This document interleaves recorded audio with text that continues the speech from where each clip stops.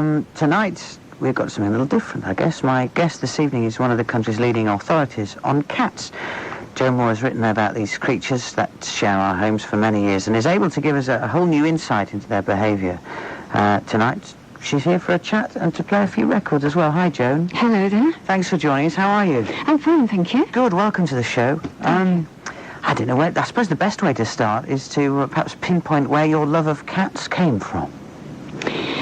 I've always liked cats. In the very first instance, when I was about 3 years old, my parents had 2 Angoras, and they were such beautiful, silky things, and I just adored them. Ever since, I've always loved cats. They're just They're cat-related. my kind of animal. Yeah, well, quite obviously. Did you, so you didn't have a sort of house full of cats when you were a nipper? No. I had a dog, a pet dog, but cats just didn't happen for me. Isn't that strange? So, did you, are you one of these people who, because I find there are categories of people, right, and I adore cats, I think they're wonderful, but I also like dogs too. Now most people sort of say, well, dogs are okay, but I love cats, me, or I love dogs and I don't like cats, which you're definitely... I'm definitely a cat person. Right, okay. A little out of the ordinary. So what made things change then? Why did you decide that? Well, quite a long time ago, I met my first Siamese, and it was in a little town called Burslem, in the Potteries, Stoke-on-Trent. Yeah. And it was a grey old day, and I was just wandering down the street, which was quite lonely, and all of a sudden this beautiful animal came before me, and just walked towards me, and it was astounding. It was a kind of road to Damascus sort of thing for me, I'm afraid. The blue eyes shining out of a dark brown face. It was just marvellous. And I vowed there and then that I'd really like to share my home with the Siamese. Really? So it's interesting that a moggy couldn't have just walked out. You had to pick an expensive one to share. Yeah, it was so unusual because in those days, I think it was probably late 60s, they're so rare. You probably saw a photograph of one, but never, in the flesh, not in the ordinary scheme of things, anyway. Yeah. And it was so beautiful, and it was probably about 10 years later that I had my very first Siamese queen. She was called Crystal, and from then on in, I bred Siamese. I mated her to a champion, Seal Point, and she had 7 lovely little kittens. Really? Siamese are interesting things. They're unique in the way they look. We got a Burmese at home. We got him because they're renowned for being affectionate, and he is very. But and I always thought that Burmese were very similar to Siamese, but when you look at them together, Siamese are very pointy, aren't they? Well, they are, yes. These days they are. The old ones, the ones that first came across to England, were quite stocky, muscular, and what is known as apple-cheeked. There certainly weren't the sort of the finely bred ones. So they're quite butch-looking, really. Well, exactly, yes, and I think that's how a Siamese should look. Really? I do. Oh, right, because these days you don't see them like that, do you? You certainly don't, no. That characteristic has been bred out of them. Yeah. Fascinating stuff. We're going to take a little break for some travel news, and then what we'll do is play another one of your songs. Oh, lovely. Okay. A look at the roads. Here is Fiona. Thank you, Dominic. Let's head first to the motorways. On the M25, it's still the same old story, I'm afraid. Really busy still. Let's start clockwise. Junctions 3 to 7 are still looking very busy indeed. Things flowing rather well now, but still lots of cars on the road. Elsewhere, junctions 10 to 13, that's still chock-a-block from Wisley to Staines. Also anti-clockwise, 13 to 11, Staines to Chertsey. That's cat lover, cat expert, in fact. Joan, let's have a choice of music for me. What would you like this time? Well, here's one that I've always liked by Al Jarreau, Moonlighting. It's past 8. Joan's still with me. Joan, I mentioned that a man has had a relationship with cats for a long time. Is it true that you've got to go back to the ancient Egyptians where we sort of first befriended these creatures? Yes, it is. Yes, they emerged from the marshlands of Lower Egypt in the time of the Old Kingdom, which is around 2,500 years BC to the present day. That is how long we have known the cat. Egypt has also known cat worship for a longer period of time than we've known Christianity. So I think, yes, it's quite right to say that Egypt really brought the cat out of the marshes and made it a god. But why? I mean, first of all, presumably they would have brought it out of the marshes for it to serve a purpose, because that's what man is like, isn't it? Yes, of course. Well, of course they were Nile dwellers, and obviously at risk from snakes all of the time, and the cat proved an effective deterrent. Following that, I guess they were brought in to the houses and generally looked after, and the cat obviously pleased them and sort of fitted in with their way of thinking and their religion. Yeah, it does strike me as a bit odd, because of course they're notoriously independent creatures, so, especially when they're first... I mean, they're independent creatures now, thousands of years later, but, especially at the beginning, how on earth do you get one of those to hang around your house?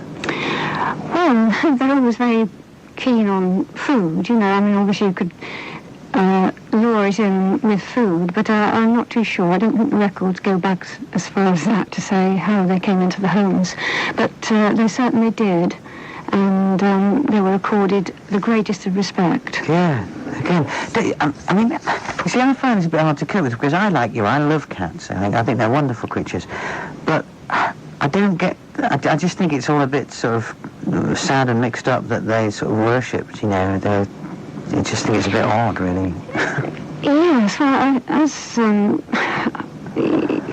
obviously pre-Christianity, and I think anything that represented good and, of use, as the cat did, would present something in terms of godlike status. Tell us about some of they are mythical creatures, as you say. Tell us about some of these famous myths that surround them. Yes, well, are we looking at Egypt or further on? And it doesn't matter, just cat myths in general. Yes, I think, well, since we're so near to Halloween, and which is when the mysterious cat actually is out on the bookshelf, by the way, I think cats in witchcraft are rather an interesting subject. Sadly, a lot of them came to grief, obviously, with the witchcraft purges in the Middle Ages, and which was a great pity, but they were seen as creatures of the devil, of course. And there's a piece here. During the witchcraft purges in the mid-15th century, the body of the cat, especially a black one, was deemed a suitable vessel for the evil one himself. As a result, the cats were thought to possess the evil eye. Yes, they, along with many eccentric old women, sort of went to meet their maker in a rather horrible way. In Germany and in England, witchcraft was seen as more acts of maleficium. Which being what? Which personal spite, acts of personal spite, or as the witches would say, ill-wishing. Not necessarily totally connected with the devil, although it was said that the cats were creatures of the devil, and therefore if they consorted with these old people, or women, loners, reclusives, they too were connected with the evil one, but it was not quite so satanistic, really, as what happened in France, when even royalty and members of the church took part in satanic rites, and cats were burnt and destroyed in many sort of satanic ways, and, that was a particularly horrible time. Very strange. Again, because people sort of, with due respect to the cat, have blown their importance out of all proportion. Yes, indeed. Well, I suppose that reflects the the mystery of the cat itself anyway. I think if you just observe a cat sort of sitting there, absorbing and seeming to reflect, and certainly with an intuitive sort of knowledge of things, I think, that could very well be that people were even frightened of cats because they couldn't understand them. We mentioned at the beginning that obviously you're a lover of the Siamese cats. Tell us what about the humble tabby though, because they possess wonderful qualities, don't they? Oh yes. Yes. And in many respects they can be even more interesting themselves. Yes, indeed. They're very friendly, sturdy, less likely to probably from their sort of being into bread and everything, less likely to submit to disease and so on, because they're under the sort of countryside and everything, and eating all sorts of things, and not necessarily being kept in a solitary situation. They are very, very nice cats, and quite a good one to have in the home. It is interesting that there's a certain quarter in Baghdad from which the tabby is supposed to have got its name, called a tabby. And that was a quarter which was known for its beautiful watered silk, resembling the colour and pattern of the tabby cat. Right. And of course Muhammad had a tabby cat as well. And he was the religious prophet, you may recall. Yes, and he was very, very fond of his cat. And in fact, which I suppose is very well known, he, instead of disturbing it as it rested on his knee, as it slept on his knee, he cut away the hem of his garments so he could stay on the chair. Yeah, again, a bit strange. I have to say, I find all this a bit sort of, I underline it again, I adore cats, but it's just a little odd, perhaps. Don't you think? Well, yes, probably, but I think it's something to do with the religions of the countries involved and the cultures involved that, love the cat to that extent. I mean, today, obviously, the cats are once loved. Everything is in the correct proportion, really. They're pets, and indeed, today they happen to be the most popular companion animal in the UK, and of course they're very suitable for a busy lifestyle for people and for flat dwellers and everything. That's right. I mean, they like to do their own thing, don't they? They'll be around when it's feeding time. Apart from that, don't worry about them. Yes, that's right. They just get on and do it, and unlike, they don't beg to be taken out for walks or anything like that. They're very, very sort of people-friendly pet, really, who doesn't, the person who doesn't like too much exercise and everything, and just likes to stroke the coat every now and again. And, but they are incredibly lazy creatures, aren't they? 17 hours a day spent sleeping is a very large number of hours. That's right, yeah. They do a lot of catnapping as well, which people probably think they're sleeping, but they have one eye open, usually. They can sort of relax and sort of snooze, but I think that, they're noticing what goes on around them anyway, and it's just a sort of half nap, which helps to keep them going. Joan, we're going to take another break, and then we'll have another one of your songs. Oh, right, thank you. Here's Fiona. Thank you, Dominic. Well, let's check out. It's 6 minutes to 9 now. Joan, am I right in thinking that you used to actually own a cattery? Is that right? Yes, that's right. That, to me, just sounds like a nightmare. Is that a nightmare? Just depends, really. It means a lot of hard work. But how do you make sure that all your residents get on? They're in separate housing. Yeah, but there must be lots of and all this nonsense going on. Yes, there is quite a lot of that, especially with the males. Yeah. Yes, they don't take kindly to each other at all. And so they must sit there all day moaning at each other? Well, not necessarily. Just get on with life, Good sleep, drink, sit on the log, look out and study the universe and everything. Yes, I suppose they soon get used to it, do they? Oh, yes. Yes, but it is a good thing not to allow them to meet up for face to face. Have you ever had to separate? Oh, yes. How did you do that? Ghastly experience.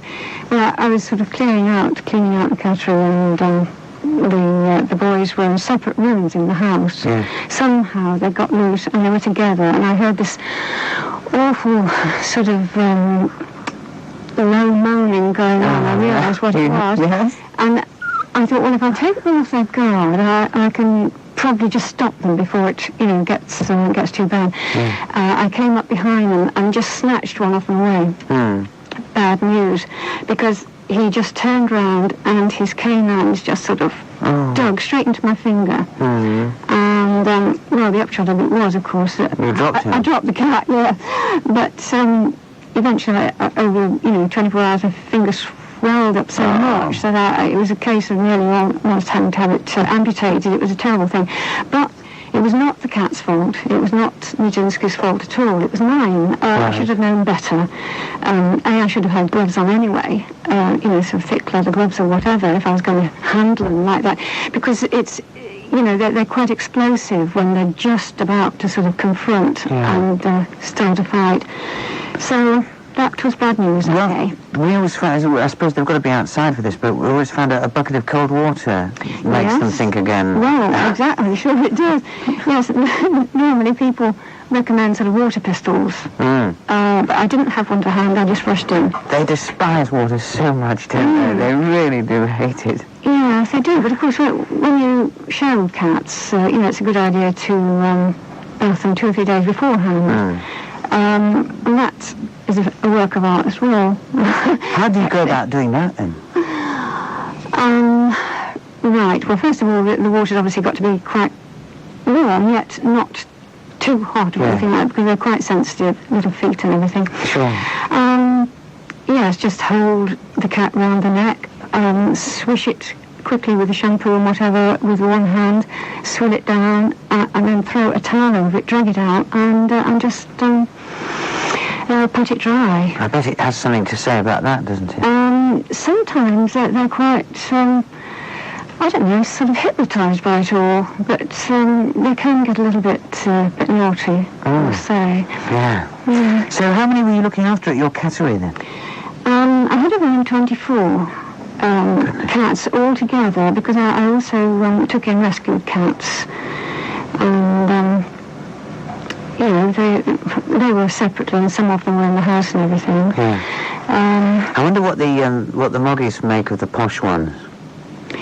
I don't think they notice the difference, but they just smell cat if they come up against each other, Coat colour doesn't mean a thing. No. Now, I know you believe that cats have perhaps got an insight into life that other creatures don't appear to have. Why do you base that, or what do you base that on? Well, I think it's the temperament of the cat sort of lends them to imagine that or think that way. I certainly think they're very, very sensitive. They can pick up atmospheres. They know if their owner or the people that they're with are sort of tetchy or upset or anything like that. Yes, I think you only have to look into their eyes, they seem as though they know things.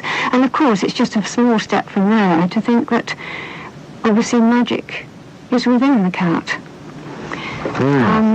It sort of leads on from there. And I think this is partly why, the older religions have sort of been so taken with the cat, because they have seen there, they've had time to contemplate and reflect and see this lovely creature that seems to reflect back.